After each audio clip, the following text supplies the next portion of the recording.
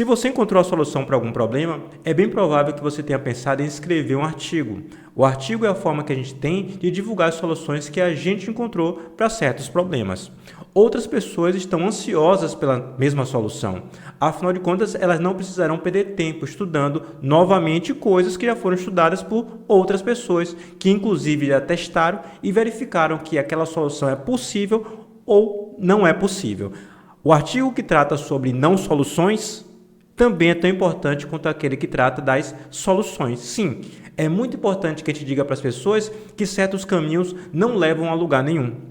Obviamente que o nível da solução e o nível do problema determina onde esse artigo vai ser publicado. Pode vir a ser publicado em congressos, no caso de artigos menos importantes, ou em periódicos. Os artigos mais relevantes são publicados em jornais, revistas de natureza técnica científica.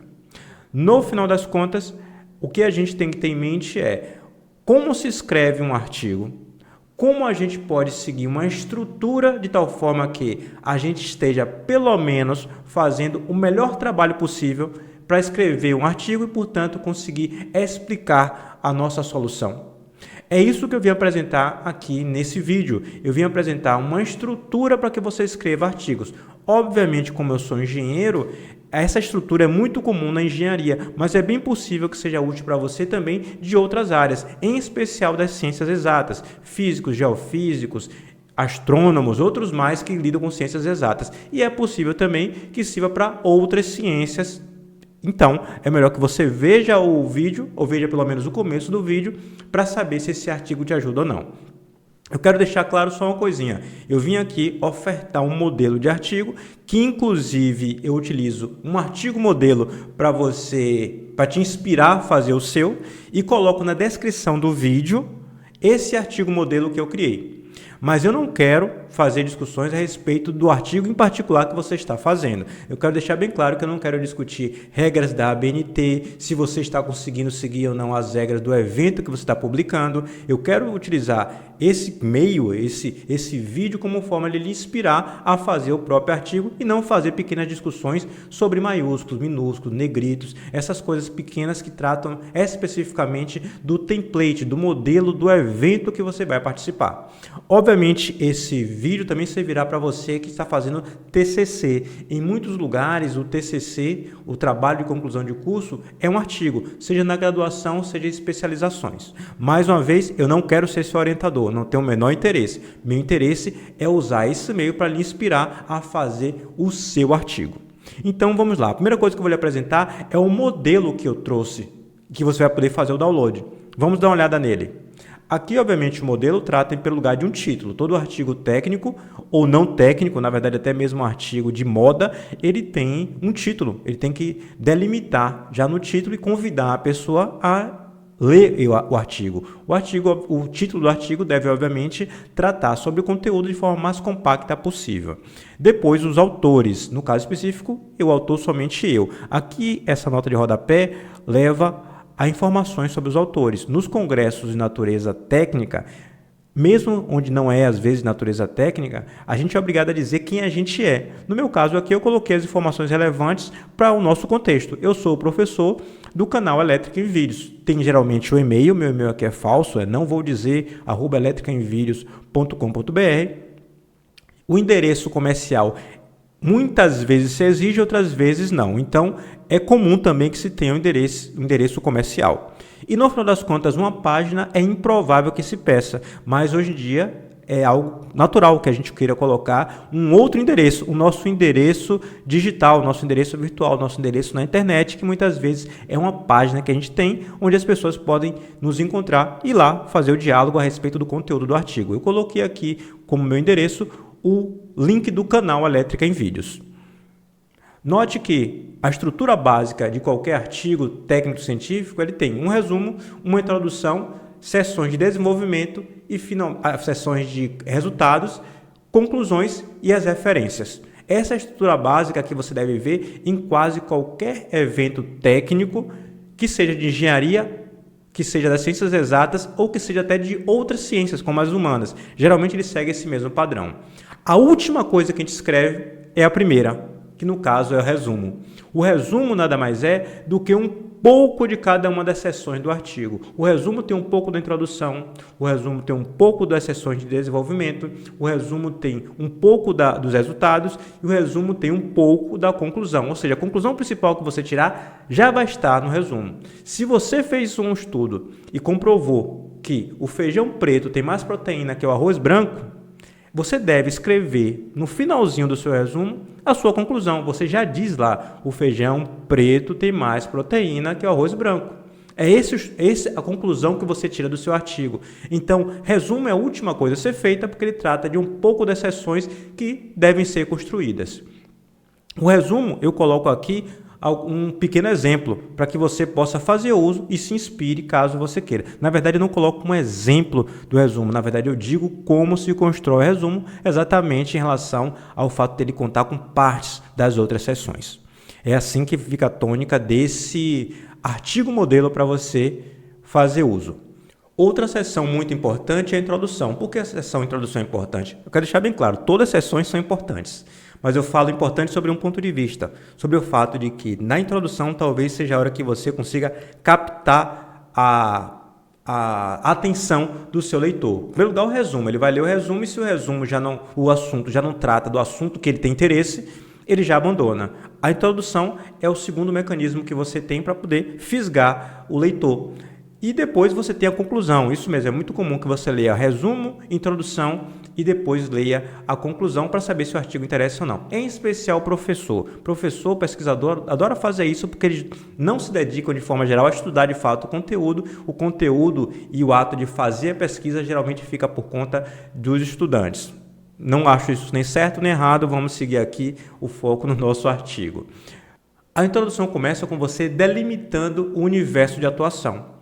Você vai tratar, obviamente, de um tópico dentro da sua área, por exemplo, da área de biologia, mas dentro da biologia você vai tratar sobre vertebrados. Que tipo de vertebrado específico você vai tratar? Então você começa falando de forma genérica e vai afunilando, chegando ao tópico do seu interesse. Eu vou colocar aqui para vocês alguns inícios de introduções que parecem ser interessantes. Aqui eu vou tratar de uma da área de engenharia, que é a minha, né? A minha engenharia elétrica especificamente. Os motores de indução trifásicos são os mais empregados para a conversão de energia elétrica e mecânica nas indústrias de grande porte. E dali eu sigo.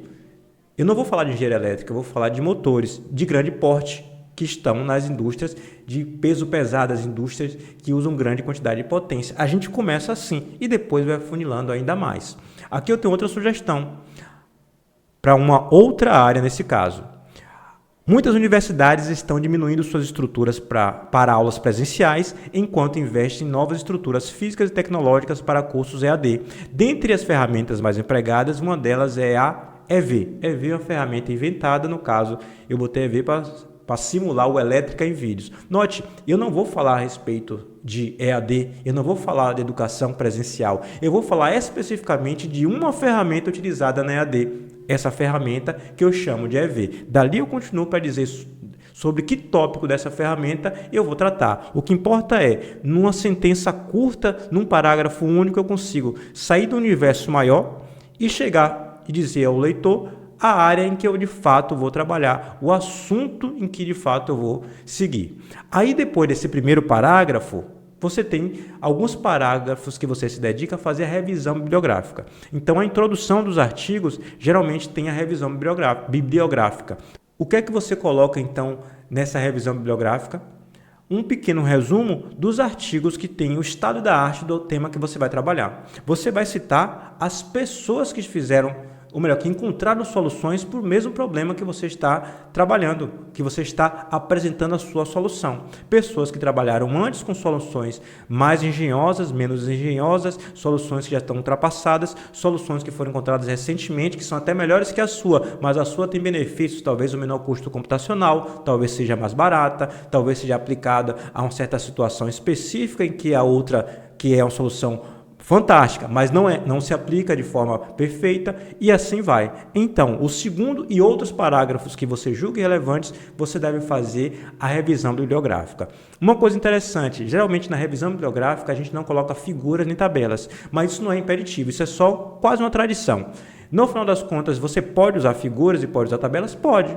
Você pode, por exemplo, usar uma figura com um diagrama mostrando a evolução de uma certa tecnologia. Isso é uma boa forma de fazer uma revisão. Afinal de contas, naquele diagrama, você vai mostrando como a tecnologia foi evoluindo, por exemplo, por década ou por autor relevante. Você pode colocar uma tabela no qual você coloca os principais nomes e datas e autores, obviamente, das soluções que você também vai trabalhar. No final das contas, tabelas e figuras são aceitáveis se não são tradicionalmente utilizadas em revisões bibliográficas. Aí você chega no último parágrafo da introdução. Note a estrutura. Começo a delimitar o meu universo de atuação, tenho uma revisão bibliográfica, cheguei no último parágrafo da minha introdução. Aqui eu começo dizendo exatamente o que eu vou fazer. Aqui eu não estou delimitando o universo, eu estou sendo objetivo, estou sendo pontual. Vou lhe dar uma sugestão.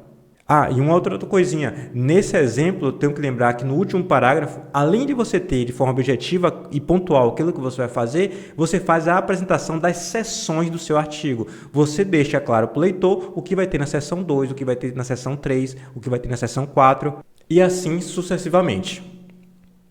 Então vamos lá, vou botar aqui um pequeno exemplo de como eu julgo ser, de forma bem compacta, um último parágrafo da introdução. O presente artigo, que avalia experimentalmente os métodos A e B para uso em sistemas industriais, olha só, não vou tratar de sistemas industriais, eu não vou tratar de métodos para sistemas industriais, eu vou tratar dos métodos A e B. E os métodos A e B podem servir até para outros fins, sistemas residenciais, sistemas comerciais, mas eu vou tratar num caso específico, para os sistemas industriais. Então, aqui eu já fui pontual. Aqui o cidadão decide, olha, eu não vou tratar dos métodos A e B para sistemas industriais, quero tratar desses mesmos métodos, só que para sistemas residenciais. Pronto, já decidi que não vou ler esse artigo. Mas seguindo aqui, o presente artigo, que avalia experimentalmente os métodos A e B para uso em sistemas industriais, é organizado nas seguintes seções. A de número 2 apresenta as equações que regem o fenômeno Z, enquanto que a seção 3 apresenta as técnicas utilizadas. A seção 4, aqui depois eu sigo adiante, eu chamo de a quarta seção. É sempre conveniente que a gente mude a forma como a gente escreve para não ficar repetitivo. Então a gente fala seção número 1, seção número 2, a terceira seção. Isso é uma forma de tornar a leitura mais agradável. Aqui até que chego na quinta e última seção, onde são apresentadas as conclusões sobre o motivo pelo qual o método B é melhor que o método A. Note que, mais uma vez, eu repeti uma conclusão. A conclusão já estava no resumo, a conclusão reapareceu aqui e vai aparecer, obviamente, na seção de conclusão. Mas no resumo, o cidadão não tinha lido o artigo, só tinha lido o resumo. Na introdução, ele já leu, no mínimo, a revisão bibliográfica. Então, eu já posso falar de uma outra forma a respeito da mesma conclusão. É, obviamente, na seção de conclusões ou considerações finais em que eu vou destrinchar essa minha conclusão. Mas, no final das contas, aqui eu já posso dizer de uma outra forma, com um pouco mais de informação, a respeito da conclusão que eu tirei. Agora, tem outras seções que desenvolvem o conteúdo. Essas seções que desenvolvem o conteúdo, eu dei nomes específicos. Os nomes não obrigatoriamente são esses, você deve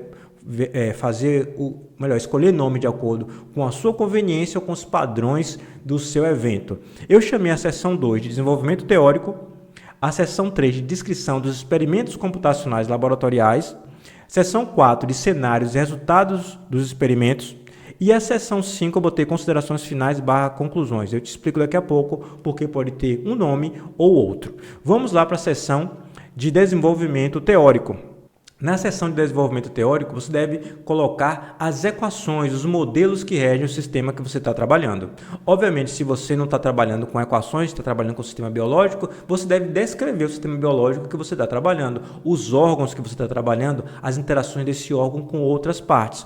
Vale órgão para ser humano, mas vale órgão no caso da ciência política, órgãos, por exemplo, do governo, órgãos privados e assim vai. Ou seja, as relações que serão trabalhadas nesse artigo são apresentadas aqui. Nessa seção, a gente já começa a enriquecer nosso artigo com ilustrações e tabelas. A quantidade de informação necessária vai ser muito maior para explicar num artigo de bom nível, no qual as coisas tratadas são avançadas, como essas relações se dão entre as equações, entre os diagramas de blocos, entre os órgãos que estão atuando um, influenciando no outro e assim vai. Usar figuras é uma forma da gente compactar essa quantidade de informação. Mas usar figuras e tabelas tem uma questão que você deve prestar atenção quando você as utiliza. Nenhuma figura ou tabela deve ser simplesmente posta no artigo. Todas devem ser citadas e explicadas. Você não pode ter uma figura que você no texto não disse de forma explícita, conforme mostrado na figura 3, que ilustra o fenômeno A e o fenômeno B, conforme e segue adiante explicando. Todas as figuras são explicadas. O leitor não tem que entender. O leitor tem que entender após você explicar o motivo pelo qual aquela figura está lá e o que ela representa. Vamos aqui seguir adiante em relação a um exemplo. Eu coloco aqui, por exemplo, um textozinho. A figura 1 mostra o diagrama de blocos obtido através da organização das equações do modelo do motor CC após a transformação, via transformada de Laplace, do domínio do tempo para o domínio da frequência. O item marcado como X no bloco é o componente que dá o resultado da velocidade do rotor em rotações por minuto, em RPM. Note aqui quanta coisa eu fiz em relação à figura 1. Eu disse a figura, expliquei o que ela representa, disse as interações entre variáveis e no fim ainda citei a fonte. Eu peguei esse artigo, ou melhor, essa informação de um outro texto. Então, no final das contas, eu fiz a citação à fonte. Isso é importantíssimo. Não existe informação que seja de domínio público que precise ser citada, mas as informações que não são de domínio público ou não são conhecidas por todos, são bem particulares e devem ser citadas. Eu quero lembrar que os artigos técnicos de alto nível não são feitos para ser lidos por aluno de graduação ou por um leigo, por exemplo. Então, você não fica citando, às vezes, coisas óbvias. Você cita aquilo que dentro da área que você atua é algo que você considere que é raro, é algo que nem todo mundo tenha conhecimento. A terceira seção que eu dou destaque é uma seção que eu chamei de descrição dos experimentos computacionais laboratoriais. Note que eu estou dando nomes genéricos, eu quero deixar bem claro, viu? É porque, no final das contas, numa seção, que é a seção 2, você vai tratar da teoria sobre aquele assunto e na seção 3, você trata a respeito de como você vai conseguir fazer experimentos, seja experimentos físicos em laboratório, seja experimentos com seres humanos, experimentos que seriam experimentos de relacionamentos ou experimentos computacionais, simulação em computador. Como você vai conseguir pegar aquela descrição que você fez na seção 2 de teoria e vai conseguir fazer experimentos para comprovar que a sua solução de fato funciona? É aqui que aquele algoritmo que você explicou na seção 2, o algoritmo de teoria, você explica a respeito das ferramentas que você vai utilizar para implementar aquele algoritmo. A linguagem, a metodologia em que você criou aquele software, entre outras coisas mais. Obviamente que eu acabei de citar um exemplo para uma área, mas você vai fazer a explicação da tecnologia que você vai fazer uso na seção 3 para explicar a teoria que você tratou na seção 2. Acho que agora eu consegui dizer o que eu queria. Então, em resumo, pode-se dizer seção 2 de teorias, seção 3 das tecnologias que você vai utilizar para comprovar aquelas teorias. A seção 4, eu coloquei o nome aqui, cenários e resultados dos experimentos. É muito mais comum que as pessoas chamem simplesmente de resultados. Geralmente, quando você obtém os resultados, você obtém resultados diferentes para cenários diferentes. Num, você usa um parâmetro alfa igual a 1. No outro, você usa um parâmetro alfa igual a 2. Você modificou o cenário de atuação. Um parâmetro foi alterado.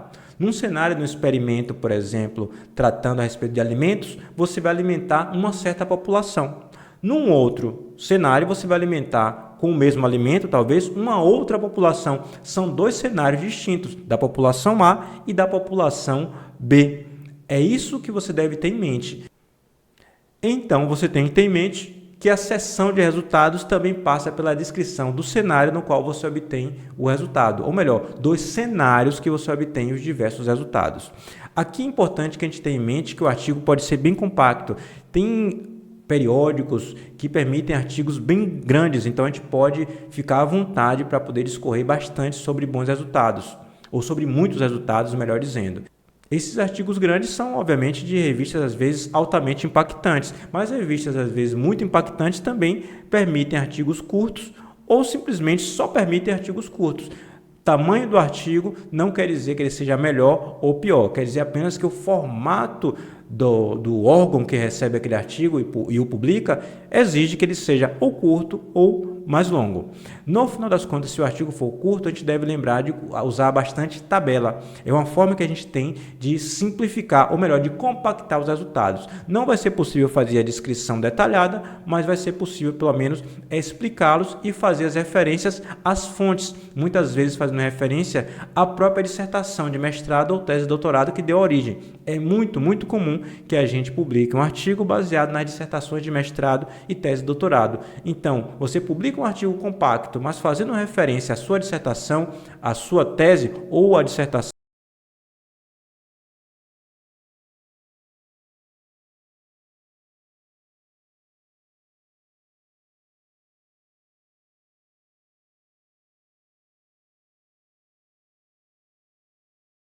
Esse aqui eu coloquei. Aqui é só um exemplo. Em vez de colocar o gráfico do comportamento de uma variável, você pode colocar o gráfico do comportamento de mais de uma. Então, no final das contas, a comparação ela é feita não somente com o gráfico. É necessário deixar bem claro que o gráfico é auxiliar. E você, no texto, explica essa comparação. É uma forma boa de você compactar, de você diminuir a quantidade de informação, caso você tenha muitas delas. Volto a lembrar que os gráficos devem ser explicados, gráficos, tabelas, figuras, não existe a interpretação gráfica por conta do leitor, pura e simplesmente. Obviamente, você parte do pressuposto que o leitor tenha uma cultura mínima a respeito de análise gráfica para conseguir entender a análise que você vai fazer. Você nunca deixa por conta do leitor fazer a interpretação do gráfico. Há muita coisa que eu posso tratar de um gráfico. Eu posso dar ênfase no valor de partida, posso dar ênfase no valor final, posso dar ênfase nas derivadas, posso dar ênfase no valor mínimo apenas, posso dar ênfase apenas no valor máximo. Sou eu, a pessoa que construiu o artigo, que digo qual é o dado relevante daquele gráfico. Eu quero que você preste atenção exclusivamente nos valores máximos. Aquilo ali é o resultado que eu trouxe. As outras coisas que tem no gráfico não são, para minha análise, relevantes. Então, eu é que devo dizer e não deixar o leitor escolher a análise que ele quer fazer. Se ele quiser fazer análise com o meu gráfico para outros fins, ele fique à vontade, mas eu tenho de explicar as ênfases que eu quero dar. Por fim, a gente chega aqui na seção de considerações finais / conclusões. Por que eu coloquei os dois nomes? Porque nem sempre é possível você tirar uma conclusão. Você pode fazer experimentos com 10 populações, ofertar alimentos para elas e perceber que os alimentos fizeram bem a todas as populações. Mas fizeram bem sob um ponto de vista para um, fizeram bem sob outro ponto de vista para outro e não fez mal a ninguém. Finalmente, se o alimento é melhor para que população?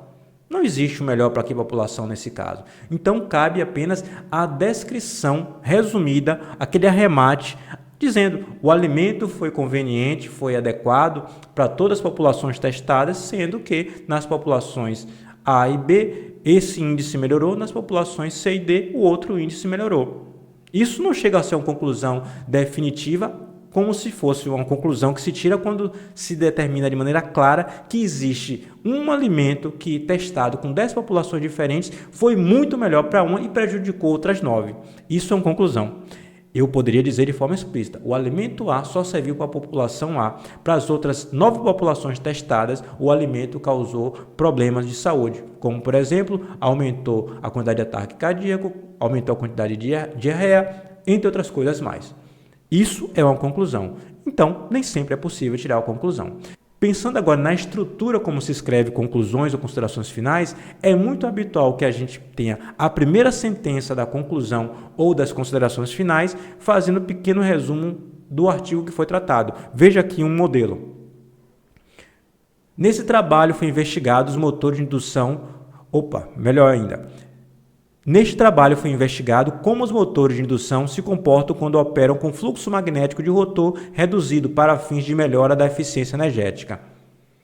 Pronto, trouxe para você um breve resumo a respeito do que eu tratei no artigo. Afinal de contas, um artigo complexo, o final da leitura já é cansativa e esse resgate da memória do leitor é algo interessante. Então, vale a pena a gente começar relembrando o foco que eu tratei do artigo, porque um monte de informações transversais ao conteúdo principal também foram tratadas. Eu quero deixar bem claro ao leitor que eu estou tratando especificamente de uma coisa, ou melhor, que eu tratei com ênfase especificamente de uma coisa durante o artigo inteiro. O que a gente apresenta depois são essas relações comparativas que a gente conseguiu ou vai conseguir tirar conclusões. O que a gente faz depois é apresentar um conjunto de comparações dos resultados que a gente obteve antes. Se a sessão de resultados for extensa, no final das contas chegou o momento da conclusão onde você pega e faz o arremate daqueles resultados. É o momento que você diz, o experimento A foi melhor que o experimento B nas situações descritas. Portanto, eu sugiro que nessa situação o experimento A seja utilizado. Ou melhor, que o método A seja utilizado. O mesmo vale para outros cenários. Qualquer comparação que você possa fazer e tirar uma conclusão de qual delas é a mais conveniente, pronto, isso é uma conclusão. Volto a lembrar que nem sempre é possível tirar conclusões e, portanto, você talvez tenha de fazer a comparação e simplesmente deixar o leitor fazer a escolha de que método é mais adequado para ele. Aqui a gente termina a sessão de conclusão e termina o texto do artigo, mas ainda há sessões. A seção das mais importantes, que é a seção de referências. É aqui que o cidadão vai precisar buscar as informações que façam de fato ele entender os detalhes do artigo. O artigo, mesmo que grande, de 8 páginas, com dupla coluna, fonte pequena, parece que é muito, mas parece que é muito para quem é só leitor. Para quando você está fazendo um trabalho específico, aquelas 8 páginas elas só são muito na primeira semana. Depois da primeira semana, aquele conteúdo se esgota e um monte de outros detalhes que são necessários para você desenvolver até mesmo a ideia que o autor trouxe, ou pior ainda, para você evoluir a ideia que o autor trouxe, precisa de outras fontes. Então é mandatório que você faça bem as referências. Como se faz as referências? Note, siga o padrão que foi determinado pelo órgão que pediu o seu artigo. É a melhor coisa que você faz. Em vez de ficar discutindo como se faz, pegue o template, o modelo e faça da mesma forma que o template, que o modelo determina. Esse é o melhor jeito de fazer as referências. Por fim, é comum também que exista uma descrição a respeito do autor. Aqui esse autor sou eu, obviamente, eu coloquei aqui de forma compacta. No final das contas, eu digo o meu nome, digo a minha formação. Geralmente a gente fala de graduação e as pós-graduações que a gente só coloca os relevantes. Se você tem 10 especializações e tem um doutorado, ninguém se interessa pelas suas 10 especializações.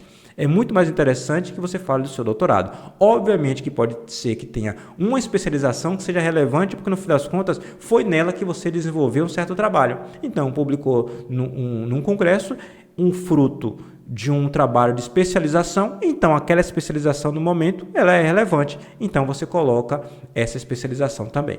Uma outra seção que eu não coloquei aqui, você coloca aqui também os seus interesses, então além do pequeno histórico profissional que a pessoa trabalha ou trabalhou com certos conteúdos, você coloca também os seus interesses.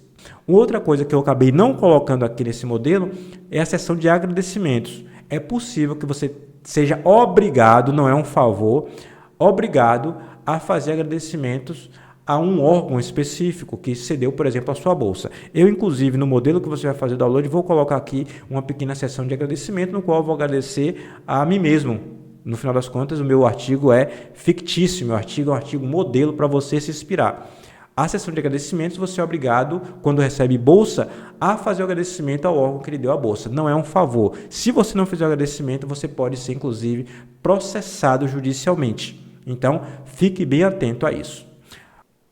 Termino aqui o vídeo, como escrever o artigo segundo a minha opinião. Quero deixar bem claro que essas opiniões que eu trouxe aqui não são opiniões originais. Se você for ver os padrões em que os artigos de periódicos de bom nível são apresentados, os padrões seguem esse formato que eu trouxe. Apenas simplesmente podem variar de um para outro alguma coisa, mas se você segue essa estrutura que eu trouxe, você acabou de fazer na estrutura dos bons periódicos. Provavelmente dos periódicos ruins também, dos congressos ruins também, dos TCCs ruins também. Enfim, o padrão não tem nada a ver com a qualidade do trabalho, nem com a qualidade do órgão que recebe essa submissão desse artigo e que aceita ou não.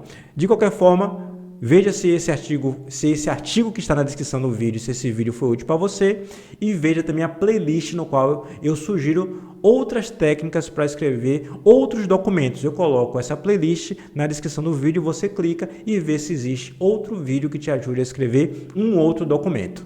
Aguardo você então nos próximos vídeos do canal. Até breve!